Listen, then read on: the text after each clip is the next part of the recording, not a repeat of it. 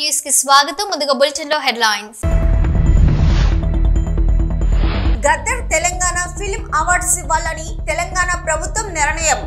వివరాలు తెలిపిన film development corporation chairman Dil Raju. మేము కొట్టలేము, తిట్టలేము, ఏమీ చేయలేము. మీ దగ్గర చేతకాని వారిలాగా చేతులు కట్టుకొని ఉండవలసిన పరిస్థితి. ఓ టీచర్ ఆవేదన. మెదక్ జిల్లా తూప్రాన్ పట్టణంలో చైన్ స్నాచింగ్. వృద్ధురాలి మెడలో బంగారు పుస్తెలతాడు ఎత్తికెళ్లిన గుర్తు తెలియని వ్యక్తి. వైసీపీ అధినేతను కలిసిన తమిళనాడు పీడబ్ల్యూడీ శాఖ మంత్రి ఈవి వేలు. గత ప్రభుత్వం ఎగ్గొట్టిన ఫీజు రియంబర్స్మెంట్స్ బకాయిలు 4,271 కోట్ల రూపాయలు కూటమి ప్రభుత్వం చెల్లిస్తుందన్న మంత్రి లోకేష్. వ్యవసాయ కరెంటుకు యూనిట్ కు వసూలు చేసే పరిస్థితి నుంచి స్లాబ్ రేటుతో రైతులను ఆదుకుంది టీడీపీనే అని వివరించారు ముఖ్యమంత్రి నారా చంద్రబాబు నాయుడు. గద్దర్ తెలంగాణ ఫిలిం అవార్డ్స్ ఇవ్వాలని తెలంగాణ ప్రభుత్వం నిర్ణయించిందని film development corporation chairman Dil Raju వెల్లడించారు. తాజాగా మీడియాతో మాట్లాడిన ఆయన ఈ మేరకు ఒక కమిటీని ప్రభుత్వం ఏర్పాటు చేసిందని అన్నారు. నియమ నిబంధనలు ఫ్రేమ్ చేశామన్న ఆయన 2024కు సంబంధించి అవార్డ్స్ ఇస్తామని అన్నారు.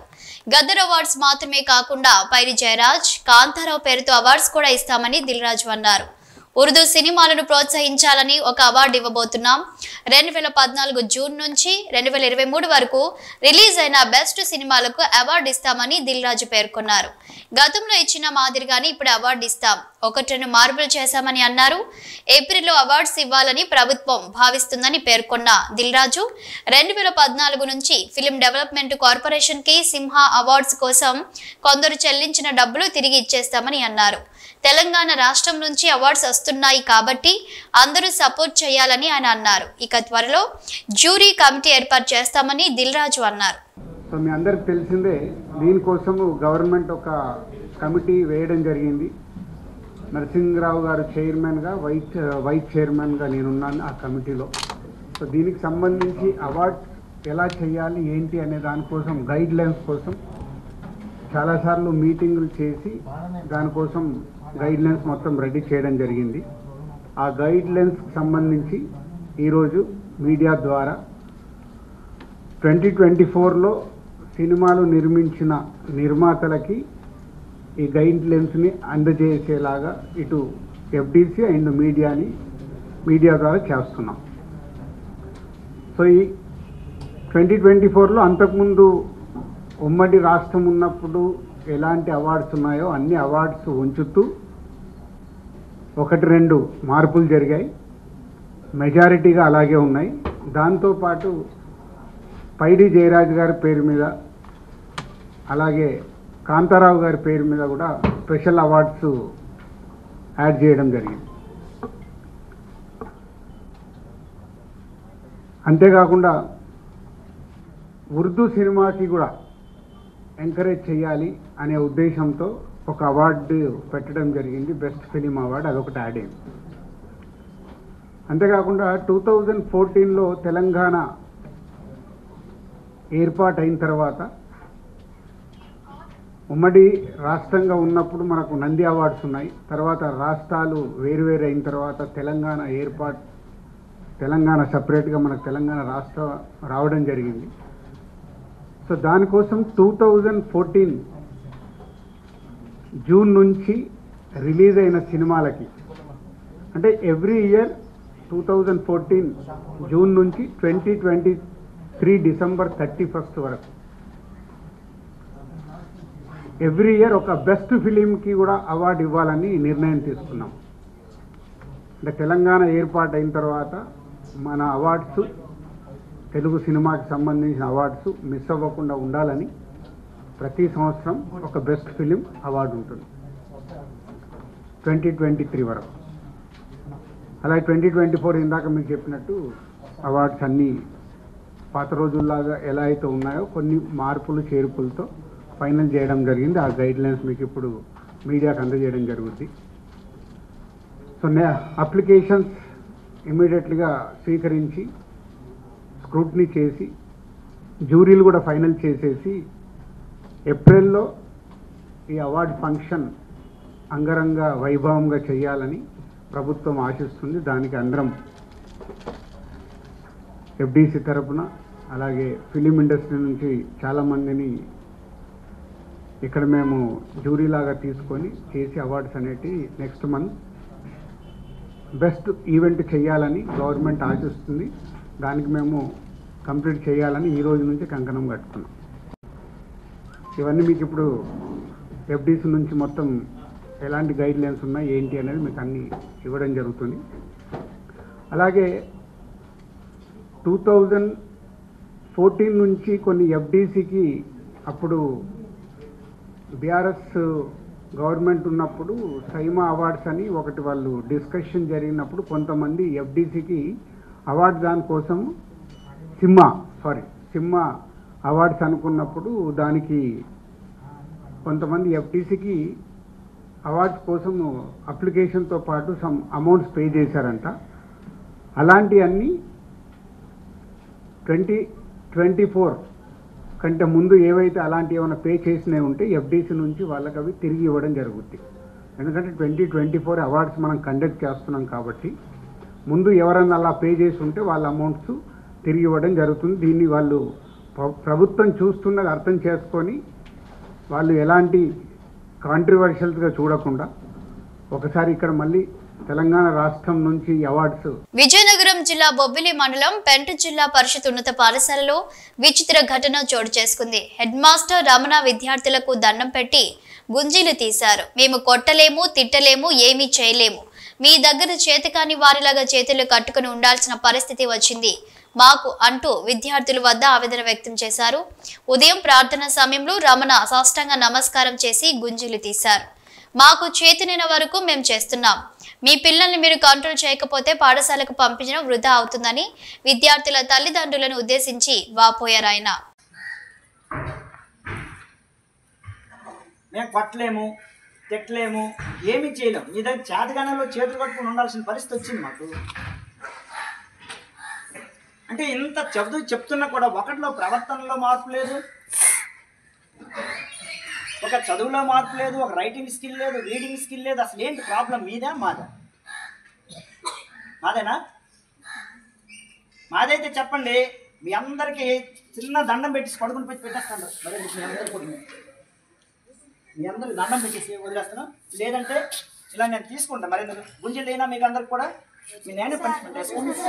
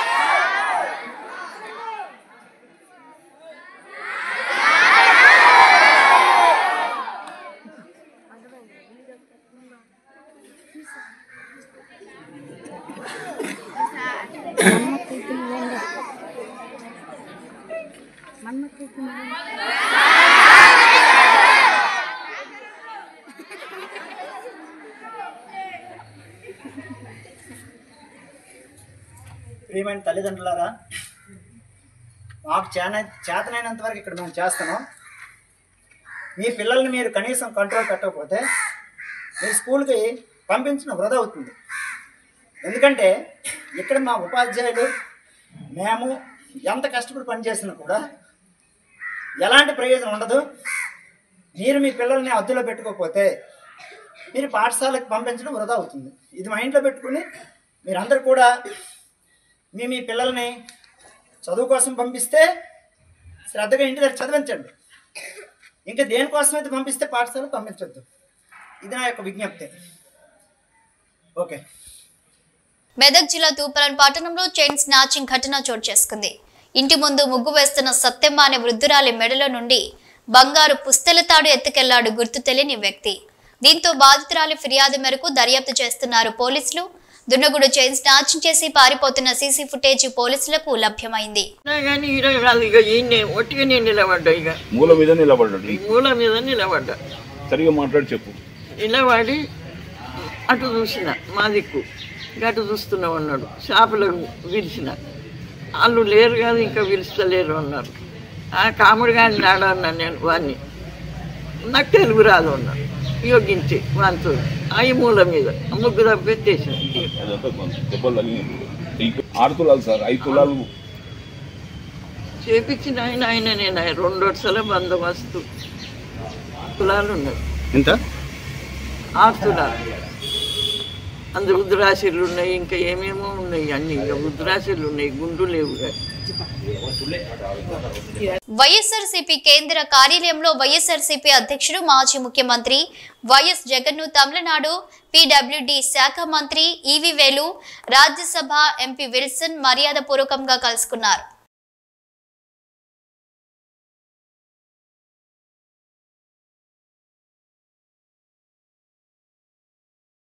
గత ప్రభుత్వం ఎగ్గొట్టిన 4,271 కోట్ల రూపాయల ఫీజు రియంబర్స్మెంట్స్ బకాయిలను కూటమి ప్రభుత్వం చెల్లిస్తుందని అన్నారు మంత్రి నారా లోకేష్.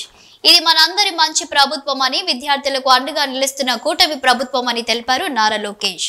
ఈ దేశంలో మీరు ఒకటి గుర్తుపెట్టుకోవాలి, మొట్టమొదటిసారిగా మామూలుగా యూనిట్ కిందనే వ్యవసాయానికి కరెంటు వసూలు చేసే పరిస్థితి నుంచి తెలుగుదేశం పార్టీ వచ్చిన తర్వాత మా నాయకుడు ఎన్టీ రామారావు గారు స్లాబ్ రేట్ తెచ్చి రైతులను ఆదుకున్న పార్టీ మొట్టమొదటిసారిగా భారతదేశంలో ఆంధ్రప్రదేశ్ రాష్ట్రం 50 రూపాయలు హెచ్పీకి పెట్టి అవన్నీ మాఫీ చేయమంటే చేయలేకపోయాం. నేను చేసిన రిఫార్మ్స్ ఉపయోగించుకొని మాఫీ చేస్తామని కాంగ్రెస్ పార్టీ అధికారంలోకి వచ్చింది.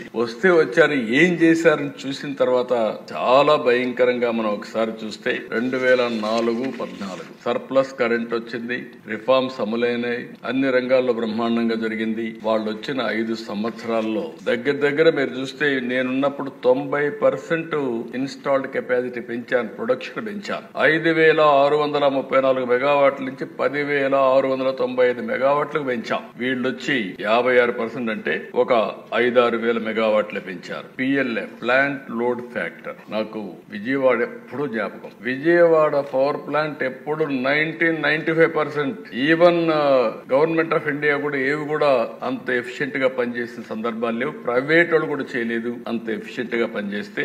86% పిఎల్ఎఫ్ ప్లాంట్ లోడ్ ఫ్యాక్టర్ ఉంటే కాంగ్రెస్ వస్తానే అది 78% కి తగ్గిపోయే పరిస్థితి వచ్చింది. దీనివల్ల ఇవన్నీ చూసిన తర్వాత కోల్ స్టాక్ దిశ అప్పట్లో పెద్ద ఇష్యూ. ఇది ఒక ప్లాంట్ రన్ చేయాలంటే కోల్ కావాలంటే ముందుగానే జాగ్రత్త చూసుకోవాలి. వర్షాకాలం తడుస్తుంది, తడిచినప్పుడు దాన్ని ఇది చేసుకోవాలి. అదే మరి ప్లాంట్స్ అన్ని కూడా ఎప్పటికప్పుడు మెయింటైన్ చేయడం పర్ఫెక్ట్ గా చేయాలి. నేనున్నప్పుడు ఎప్పుడు కూడా 3 నెలలకు 4 నెలలకు కోల్ ఏమాత్రం ఇబ్బంది లేకుండా స్టాక్ పెడితే ఒక రోజు కూడా కోల్ ఉండేది కాదు. పెద్ద గొడవలు, కోల్ లేదు కాబట్టి కరెంట్ ఆపేసేవాళ్ళు. ఇలాంటి సందర్భాల్లో అది కూడా స్టార్ట్ అయింది.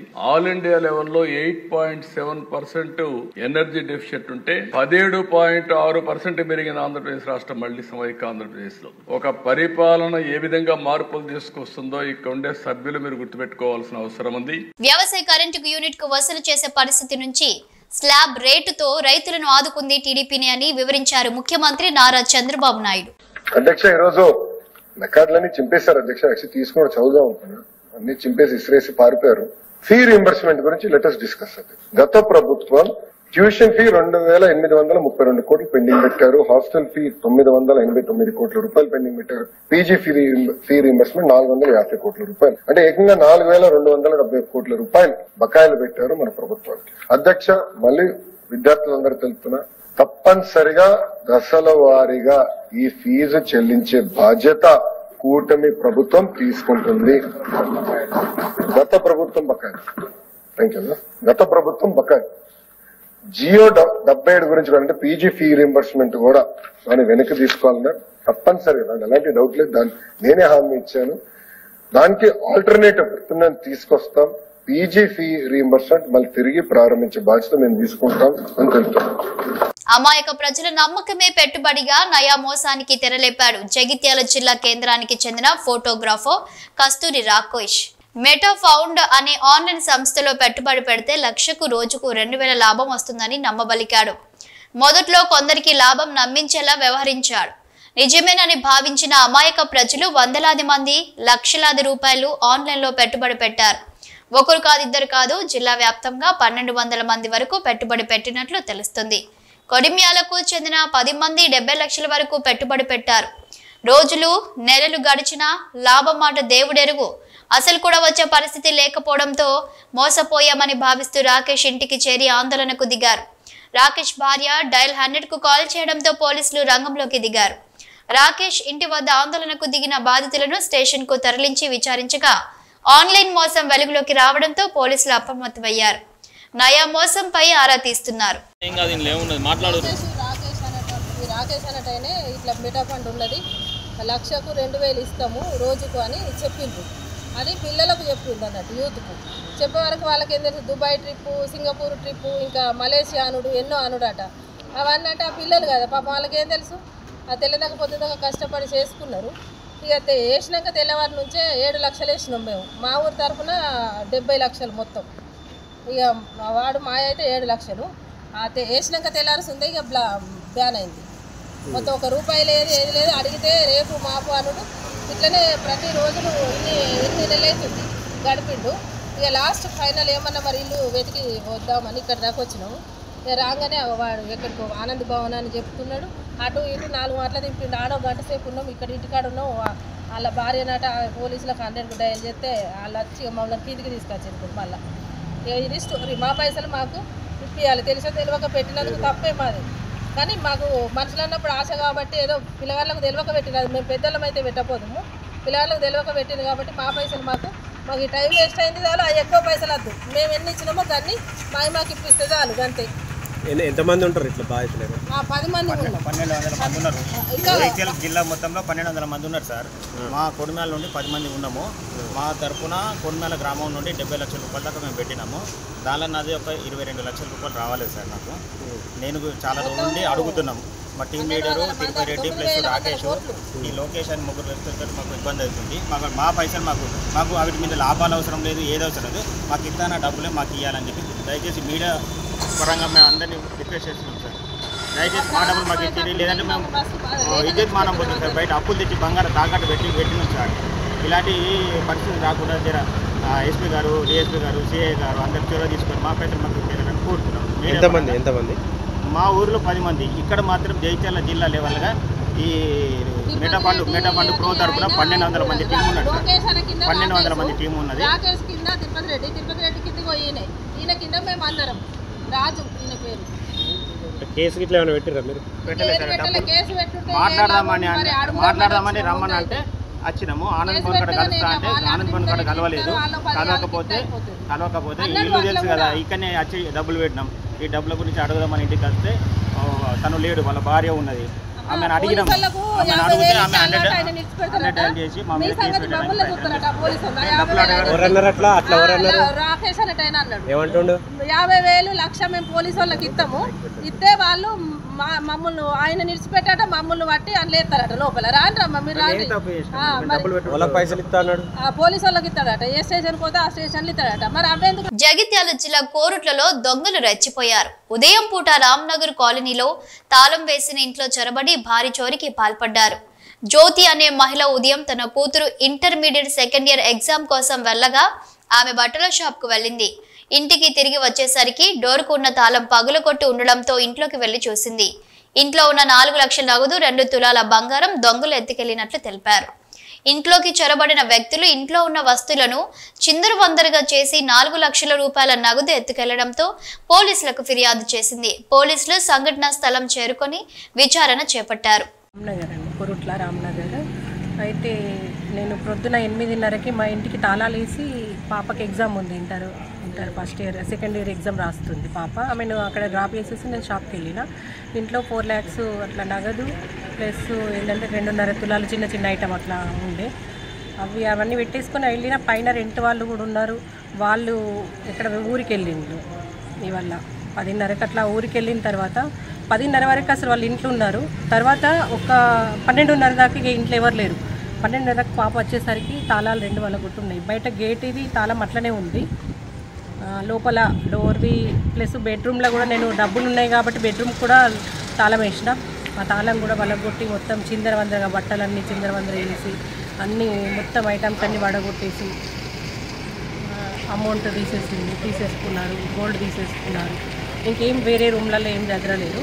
ఒక అమౌంట్ దొరకగానే వాళ్ళు వెళ్ళిపోయినట్టున్నారు. 4 లక్షల అమౌంట్ ఉంది. నేను వేరే దగ్గర కట్టేది ఉంటే తీసుకొచ్చిన, ఈరోజు కట్టేది ఉంది సార్. వాటికి కూడా ప్రూఫ్స్ ఉన్నాయి. అవి కూడా చిన్న చిన్న ఐటమ్స్ ఉన్నాయి. అవి గోల్డ్ అంటే చిన్న 2 జతల కమ్మలు, అట్లా చిన్న గుండ్ల పేరు అట్లాంటివి ఉన్నాయి సార్. వరల్డ్ కిడ్నీ డే సందర్భంగా గుంటూరు జిల్లా మంగళగిరిలోని ఎయిమ్స్ ఆధ్వర్యంలో ఆసుపత్రి సిబ్బంది ఈ ఉదయం వాగ్దాన్ ర్యాలీ నిర్వహించారు. ప్రతి ఒక్కరూ తమ ఆరోగ్యాన్ని కాపాడుకోవాలని, జంక్ ఫుడ్, ఫాస్ట్ ఫుడ్స్ కి దూరంగా ఉండాలని ఈ సందర్భంగా ఎయిమ్స్ వైద్యులు చెప్పారు. ఒకసారి సమస్య వస్తే అవి దీర్ఘకాలపు వ్యాధికి దారితీస్తాయన్నారు. ఈ అవగాహన కార్యక్రమంలో ఎయిమ్స్ డాక్టర్లు, సిబ్బంది పాల్గొన్నారు.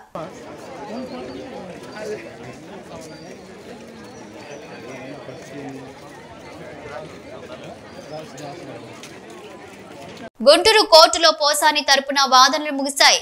జడ్జి ముందు కన్నులు పెట్టుకున్నారు పోసాని. తప్పు చేస్తే శిక్షించండి, అంతేకాని ఇలా ఇబ్బంది పెట్టవద్దు అంటూ ఆవేదన వ్యక్తం చేశారు పోసాని మురళీకృష్ణ.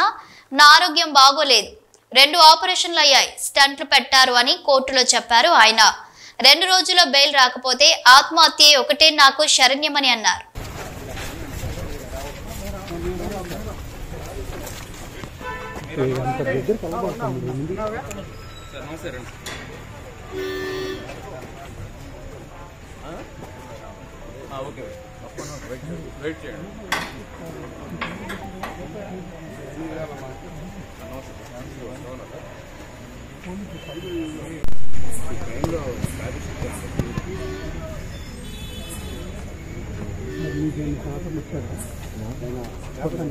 ఏడేళ్ల నాటి ఆందోళనపై టీడీపీ నేతలపై నమోదైన కేసును ప్రజా ప్రతినిధుల కోర్టు కొట్టివేసింది. ఓబులాపురం మైనింగ్స్ పై గతంలో టీడీపీ నేతల ఆందోళనలు, కేసులు నమోదు విషయం తెలిసిందే. గురువారం నాడు కేసులో ఉన్న నేతలు, విజయవాడ ప్రజా ప్రతినిధులు కోర్టులో విచారణకు హాజరయ్యారు. విచారణకు హాజరైన వారిలో మంత్రి అచ్చెన్నాయుడు, మాజీ మంత్రి నాగం జనార్దన్ రెడ్డి, దేవినేని ఉమా, నిమ్మకాయల చినరాజప్ప, తూలిపాల నరేంద్ర కుమార్, ఎర్రబెల్లి దయాకర్, అమర్నాథ్ రెడ్డి, బాబు రాజేంద్ర ప్రసాద్, కోల లలిత కుమారి, పొలం నాగరాజు, చిన్నబాబు రమేష్, గురుమూర్తి తదితరులున్నారు. గత కొన్నేళ్లుగా విచారణకు హాజరవుతున్న నాయకులకు కేసు కొట్టివేతతో విముక్తి లభించింది.